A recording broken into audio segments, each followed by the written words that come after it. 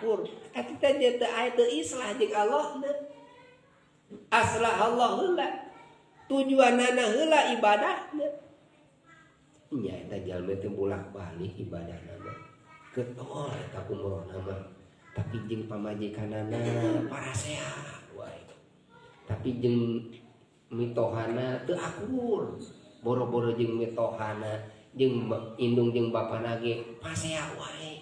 Naon ditalik-tik pabrik oh ternyata manehanana ibadahna teh lain lillah tapi lid dunya kulantan hayang beunghar. Bolak-balik makam di papayan makam-makam keramat teh kulantaran hayang beunghar. Eta kulantaran kitu teh ku Allah teh dan karena Allah karena halia dunya nu akhirna kumaha jika nanya mah jeta jelema teh ibadah bahkan bolak-balik umroh nage tapi naha urusan jeung manusia teu aman gitu. Sabab teu islah karena Allah na langit. Lamun Islam karena Allah didangdanan jeung budakna aman jeung istrina moal pasea jeung tatanggana oge aman sabab non karena Allah.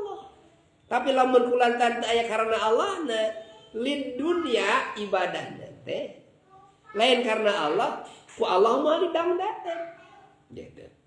Man aslaha fima bainahu wa bainallah aslaha Allah fima bainahu bainan nas. Saja minullah islahkeun amalna karena Allah eueuh amal karena dunya. Punten. Urang dina ibadah teh ulah karena dunia tapi karena Allah. Nya tah abdi teh hoyong ku eta teh haliah dunia pisahkeun kudu amalan nu sejen. Aya amal ikhtiariyah bisi teu kabagean ke di alam akhirat. Masalah urusan dunia akhirat urang. Bisi urang baca sholawat hayang beunghar. Mun erek beunghar gitu orang Korea atuh maca sholawat. Leres ibu kedah kadinya.